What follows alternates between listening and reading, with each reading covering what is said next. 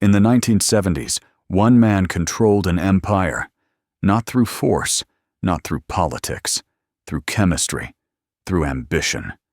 His name would change everything. Before cartels became dynasties, before kingdoms crumbled, there was him.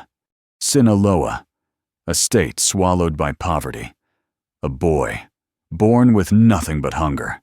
Rafael Caro Quintero emerged from dust and desperation. The streets raised him. The mountains taught him. Ambition consumed him. By his 20s, he'd learned the trade. A small-time trafficker became something else entirely. He studied the business like an artist studies his craft. Every connection, every route, every weakness. Then he made his move. Guadalajara, the city that would become his laboratory. While others fought over territory, Caro Quintero invested in innovation. Better methods, faster production, a chemical revolution that would define an era. He didn't work alone. Strategic partnerships, calculated alliances, partners who saw the vision. Together, they built something unprecedented, a network stretching across borders, a supply line that seemed unstoppable. Secret facilities, hidden compounds, laboratories disguised as farms. The production scaled exponentially. Hundreds of kilos became thousands. Thousands became metric tons. The machinery never stopped. Day and night. Endless. But production meant nothing without distribution. Arizona, California, Texas. The border was merely a line on a map. Caro Quintero saw it differently. He saw opportunity. Thousands of tons flowing north, weekly, unstoppable. Money poured in like a river. Millions became hundreds of millions. He didn't just sell product, he became a legend. The man with the perfect operation. The trafficker others feared and envied. By 1980, he was untouchable. Then came the consolidation. In 1981, the Guadalajara Cartel was born. Caro Quintero, his partners, a formal alliance. Together, they controlled approximately 50% of all product entering America. Half. The entire pipeline. Half. But power attracts attention. Law enforcement. Governments. Agents began closing in. Names were identified. Operations were mapped. Caro Quintero, for the first time, felt the pressure. The walls were tightening. Operation Condor. The Americans had a name for it. Thousands of agents. Surveillance. Wiretaps. They were hunting him specifically now.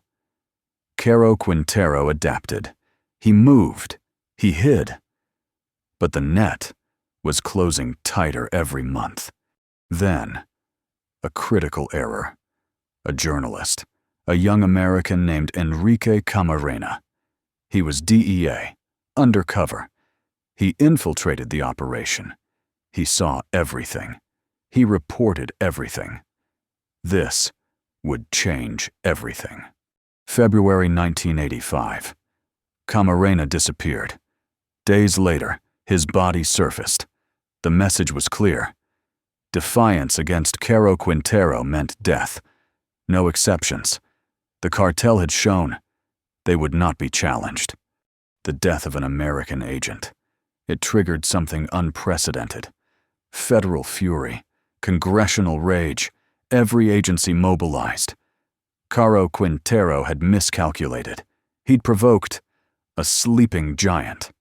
Surveillance satellites, informants, entire Mexican police units redirected.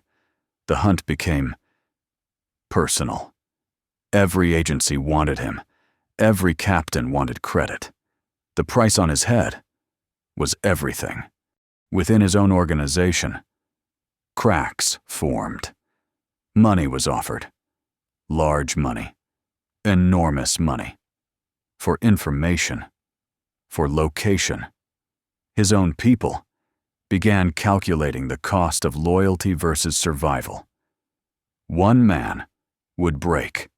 Costa Rica, a villa, a tropical hideaway where he thought he could disappear, under an assumed name, protected by hired security, waiting for the storm to pass.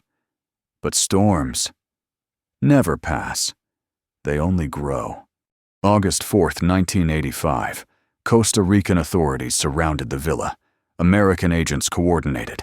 International cooperation. No escape routes. No negotiation. Caro Quintero was caught. The king had fallen. Extradited. Questioned. Caro Quintero faced authorities he'd mocked for years. The Narco of Narcos, sitting across a table from federal agents. Power reversed. The hunter became the hunted. Finally, he talked. Not all details, but enough. Enough to confirm what authorities suspected. The scale of his operation, the reach, the sophistication, the volume, staggered even hardened investigators. Mexico, 1987, a courtroom where justice would be tested. Caro Quintero defended by lawyers, protected by constitutional rights. Even Narcos had legal protections. The trial became complicated. 40 years. Sentenced to 4 decades in federal prison. The man who'd flooded America, the cartel leader, the untouchable, was convicted. Justice, however imperfect, had its moment. Inside. For years, his empire crumbled without him, his organization fractured, territory divided. Rivals emerged. The machine he'd built ran on without its architect. But convictions could be overturned. Lawyers filed appeals, constitutional arguments, procedural errors. The system moved slowly. Years became decades. And still, he remained imprisoned. Then, in 2013, a shocking development. A Mexican court ruled the conviction flawed. Procedural grounds, technicalities that freed the Narco of Narcos. Released. Uncharged. Effective immediately. Released into freedom, but not into obscurity. He disappeared immediately. Sinaloa's mountains called him back. Authorities searched. Intelligence agencies tracked. But finding a ghost proved impossible. What did Caro Quintero leave behind? A blueprint, a model. He'd shown how to build an empire, how to scale production, how to navigate borders. Others studied his methods intensely.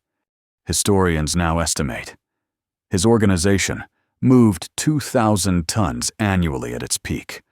Millions of lives affected, families destroyed, communities decimated. The math of his ambition was measured in human suffering. July 2022, after years of freedom, years of hiding, intelligence finally converged. A small town, a remote location. Agents moved in. Caro Quintero was arrested again. Extradited once more. To America this time. Federal custody. No more Mexican courts.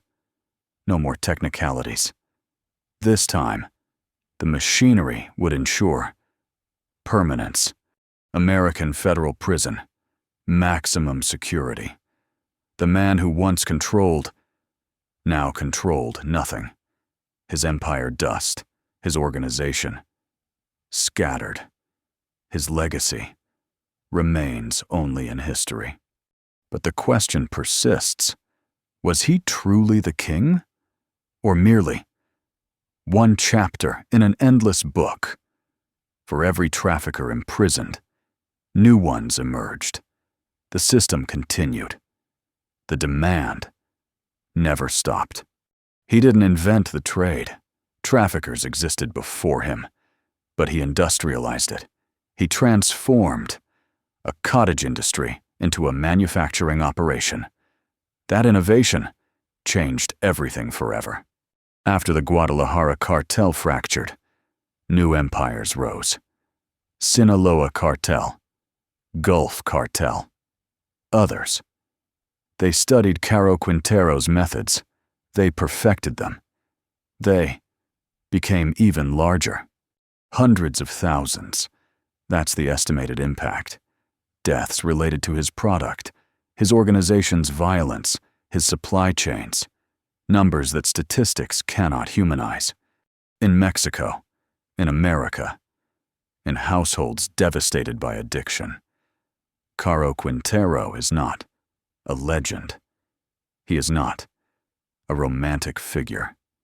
He is a reminder of how power corrupts, of how ambition destroys. But the system itself remains unchanged. Demand persists. Supply adapts. New players emerge. The cycle continues. One imprisoned narco is merely replaced by another. Is he truly imprisoned or protected? Intelligence agencies know his value, his knowledge, his contacts. Some believe he negotiates from within. The lines blur. Justice becomes complicated. Rafael Caro Quintero, Narco of Narcos. The title itself is mythology, but the impact is absolutely real. Numbers, deaths, families, communities, statistics that breathe suffering. What drives a man to build such an empire? Greed, ambition, necessity, choice. The answer remains elusive, but one certainty remains. His legacy lives on.